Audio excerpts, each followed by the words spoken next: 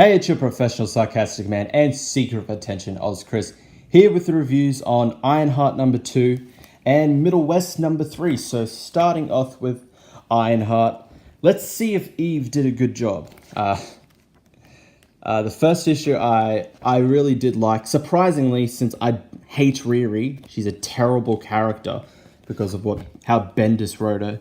So continuing on from the previous issue. So we start off with a flashback with her 5 years ago at King College Prep High School. Riri struggling being in high school. I'm going to guess from a young age, or this could just be like her first year. And she meets Deja Hamilton, who becomes like her friend. She helps her out. And we go to present day in a corner store. There's a robbery taking place. This old man arrives. He's like, I'll beat the shit out of you, you young whippersnappers. But Riri's there as well, and she's able to take them all out, and she has a really nice moment. It's just Mr. G, maybe I should give you some kind of distress signal. I've been working on a prototype. He counters, why? I would be hitting the button every day. Whether I give better I give them what they want. Always like, don't give in. Ironheart can protect us. She can't be here all the time. It's like, I wish I could be. There are just so many people who need help. Riri is actually sounding like a superhero for once. She's sad about the fact that she can't always be there to protect and save everybody. Wow, that's okay. Riri's actually sounding more like a superhero than a self-centered bitch. Okay, but she heads outside, and the robbers from before are back and attack her. But when she says get back inside, everybody get back. Get back, get behind me, get back, get. She has like a PSD moment of when her I think it was her stepdad. I think it was her stepdad and her. I can't remember because I purposely wiped all memory of her series, her Invincible Iron Man run. I think it was her stepdad and a sister or something when they got shot. So she has a actual PTSD moment, and she just, while that's happening, she's just getting shot before her AI Natalie brings her back to her senses, and she deals with all of the shooters, the robbers, and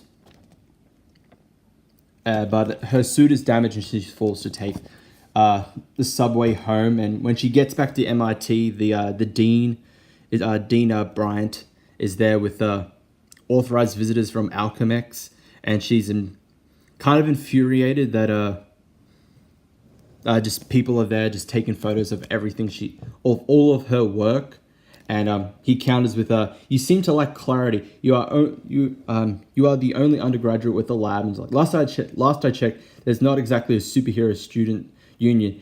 There are costs. As long as you work under this institution, you play by our rules. And okay, message received. So at least with Riri being snarky here, it kind of makes sense. Not in how we've seen her be snarking in previous stories and stuff. It works well in here because she's actually angry because it feels like her own personal space is being violated, and people are just taking pictures of everything. And who knows? It's Alchemex. What could happen? Could they decide, these look good, we could make our own? So she feels like her life is being invaded by people she doesn't want to be there. And the dean is actually treating her you are here at MIT. You still have to follow You have to follow our rules. You're not special because you're a superhero. Like I said in the previous issue, he's actually scolding her and actually acting like a normal being, a normal human being, instead of just always on his knees, oh my God, Riri, you're so perfect. It doesn't matter you stole from MIT. You're the perfect person in existence. No, this one, he's actually acting like a proper authority figure, like an actual dean. And like I said before, like with her PTSD moment, is that Riri Williams suffering from flaws? She has flaws. Little Miss Perfect actually has flaws. She has her own internal problems that she's probably going to have to deal with later on. Is Riri actually developing as a character? So I know, weird. So she goes she's back in Chicago. It turns out her friend from her high school years, Deja, has been kidnapped. So, and before she can deal with that, she deals with someone that steals some guy's phone, and she gets attacked by ninjas, techno ninjas, I believe. And I'll leave it there. This was another good issue, actually. It really was a really good issue. Cover's good. I'll say the cover is good. Art, I definitely like the art in this. Art was definitely good. Luciano Vecchi on the art, and Matt Miller as the color artist. Definitely, they did a top-notch job. And like I said, Riri's actually developing as a character, which is a huge surprise. She's not Little Miss Perfect. It's my way or the highway.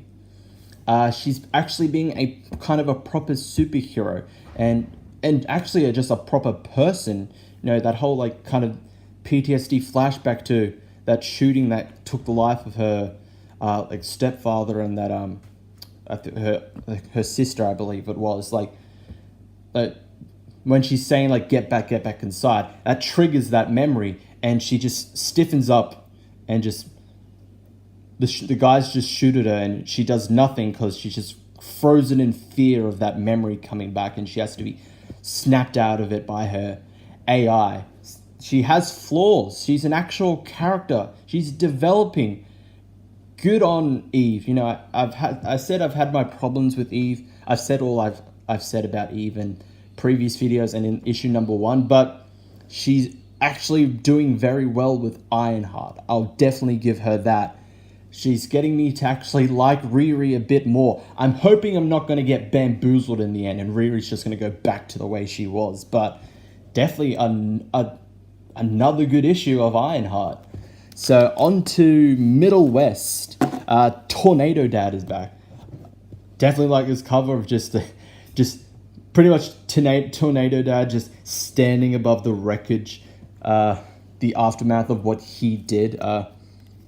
So the main part of the issue is that he awakens in the aftermath of the storm, and his son is missing. He's taken to the hospital, and he has some kind of infection that should have killed him, but it hasn't. Like, he has the weird tattoos all over his body, and he decides to head off to find Abel, to find his son, and it's kind of mixed, because it does seem like he's at least kind of slightly worried. But in other parts, it could be sinister. Like in this part, it looks slightly sinister. It's like, no. But from the text, it's like, he's just a boy, and in that storm, it was too much. He doesn't stand a chance out there. So it is also implying he knows about all this other stuff as well. But we'll see how it goes. That's got me interested. Like, is he actually worried? Does he still like want to hurt his son? Like, we don't know, but I do want to read more. So you're doing a good job there, Scotty.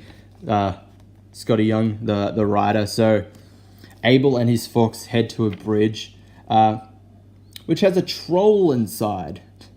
And of course, since Abel can't pay the toll, he must answer a riddle. But despite the fact he gets the answer right, he ran out of time. The troll decides to eat him, but Abel uses his mysterious powers to blow the outside of the bridge up so that the troll can be exposed to sunlight and turned into stone. So we'll leave it there. Definitely another good issue.